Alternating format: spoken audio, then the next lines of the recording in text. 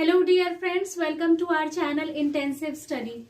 We have been doing Maths of class 6th NCERT. We have been continuing the chapter of Ratio and Proportion. हम Ratio and Proportion के chapter को continue कर रहे हैं. Ratio and Proportion को हिंदी में कहते हैं अनुपात एवं समानुपात. आज हम exercise 12.3 करने जा रहे हैं. If it has rained 276 millimeter in the last 3 days, how many centimeter of rain will fall in one full week, 7 days? Assume that the rain continues to fall at the same rate. So question number 3 में हमसे basically ये पूछा गया है कि अगर 3 दिनों में 3 days में 276 मिलीमीटर रेनिंग होती है, वर्षा होती है, तो इसी रेट से, सेम रेट से 7 दिनों तक कितनी वर्षा होगी, कितनी रेनिंग होगी. तो चलिए सबसे पहले हम स्टेटमेंट्स को फॉर्म कर लेते हैं. सो क्वेश्चन के बेसिस पे मैंने स्टेटमेंट को लिख लिया है. Raining in 3 days is equal to 276 millimetre. 3 दिनों में 276 मिलीमीटर वर्षा हुई है. हमें बताना है कि 7 दिनों में 7 डेज में कितनी रेनिंग होगी, कितनी वर्षा होगी. तो सबसे पहले हम इसे बताने के लिए 1 डे का फाइंड करेंगे. So, therefore, raining in one day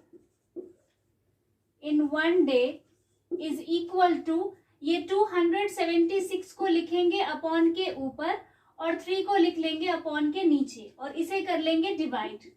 so 3 9s are 27 होता है और 3 2s are 6 होता है.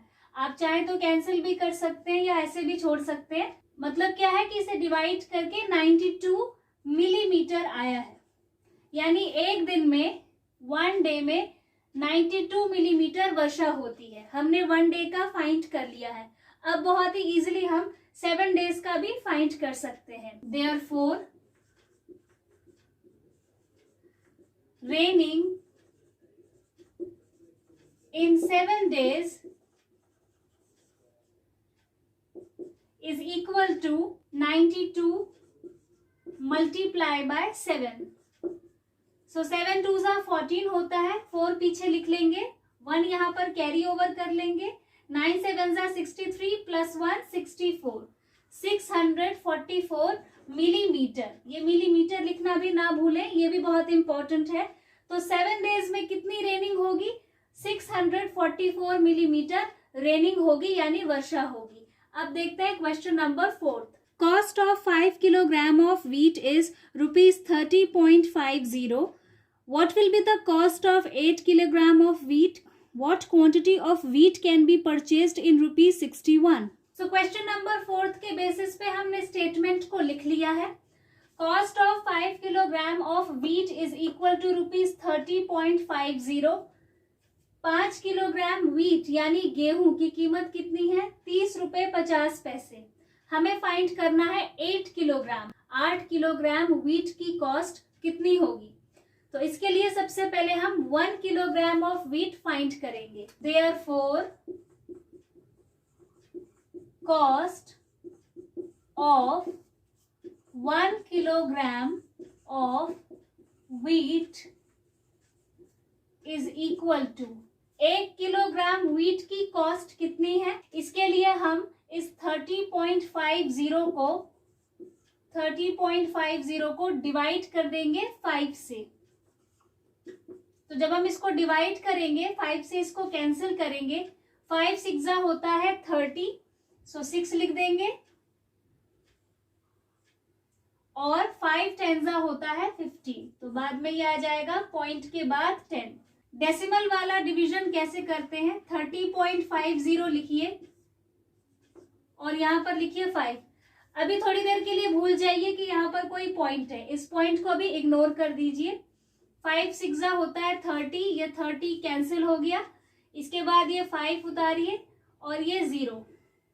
5 10 50, ये भी कैंसिल हो गया. अब आप देखिए यहाँ पर पॉइंट के बाद 2 डिजिट्स हैं, तो हमारे आंसर में भी पॉइंट के बाद 2 डिजिट्स बचनी चाहिए. तो 2 डिजिट्स कैसे बचेंगी? जब मैं पॉइंट यहाँ पर लगा दूंगी तो यहाँ पर क्या हो जाएगा? 1 और 0 2 डिजिट्स रह जाएंगी. जैसे इसमें पीछे से 1 2 राइट हैंड साइड की तरफ से 1 2 दो डिजिट्स छोड़ के पॉइंट है, तो हमारे आंसर में भी राइट हैंड साइड से 1 2 दो डिजिट्स छोड़ के पॉइंट होना चाहिए।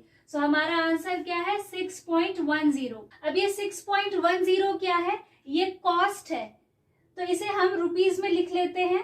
अब हम इसी के बेसिस पे 8 किलोग्राम फाइंड कर लेते हैं। सो therefore cost of 8 kilogram of wheat is equal to rupees 6.10 multiply by 8। इसे 8 से मल्टीप्लाई कर देंगे। सो पहले रुपीज लिख लेंगे और पीछे से लिखेंगे आंसर, थोड़ा पीछे से। 8 को 0 से मल्टीप्लाई करेंगे, किसी भी डिजिट को 0 से मल्टीप्लाई करो तो 0 ही आता है, 0 लिख लेंगे पीछे। 8 1 जा 8 और 8 6 जा 48, 8 6 जा 48। अब हमारे आंसर में पॉइंट देखिए कहां पर है, पॉइंट यहां पर है। पॉइंट के बाद पीछे 2 डिजिट्स हैं, तो हमारे आंसर में भी पॉइंट के बाद पीछे 2 डिजिट्स होनी चाहिए। वो कैसे रहेंगी, जब मैं पॉइंट को यहाँ पर लगा दूंगी। तो अब देखिए यहाँ पर पीछे 2 डिजिट्स रह गई हैं, 8 और 0। सो हमारा आंसर क्या है 48.80 यानी 48 रुपये 80 पैसे। ये कॉस्ट है 8 किलोग्राम ऑफ व्हीट की। अब देखते हैं इसका बी पार्ट। बी पार्ट में हमसे पूछा गया है व्हीट कैन बी परचेज्ड इन ₹61, यानी 61 रुपीज में आप कितना व्हीट, कितना गेहूं परचेज कर सकते हो। तो इसके लिए हम क्या करेंगे, हम इस 61 को अपॉन के ऊपर लिखेंगे और ये जो हमने 1 किलोग्राम व्हीट की कॉस्ट फाइंड की है, तो डिवीजन करने के लिए हम यहाँ पर 6.1 लिखेंगे। पॉइंट के बाद डिजिट की वैल्यू होती है, लेकिन डिजिट के बाद जो जीरोस होते हैं उनकी वैल्यू नहीं होती। आप चाहें तो इन्हें इरेज भी कर सकते हैं, हटा भी सकते हैं। जैसे 2.10 क्या होता है, वो 2.1 ही होता है। तो इसी तरीके से हमने 6.10 से सिर्फ 6.1 लिया हुआ है। अब आप देख सकते हैं कि यहाँ पर पॉइंट के बाद एक डिजिट है, तो मैं क्या करूंगी, मैं यहाँ पर एक 0 लिख दूंगी, यानी 10 लिख दूंगी। अगर मान लीजिए यहाँ पर 6.11 होता तो मैं यहाँ पर 100 लिखती। पॉइंट हटाने के लिए मैंने यहाँ पर 10 लिख दिया है। 61 1 जा 61, ये कैंसिल हो गया। 1 को 10 से मल्टीप्लाई करेंगे तो 10 आएगा। ये 10 क्या है, ये 10 किलोग्राम ऑफ व्हीट है, यानी 61 रुपए में 61 रुपीज में हम 10 किलोग्राम ऑफ व्हीट को परचेज कर सकते हैं। So if you like this video, please hit the like button, share this video, do subscribe to our channel and also press the bell icon and do comment in the comment section. Thank you very much.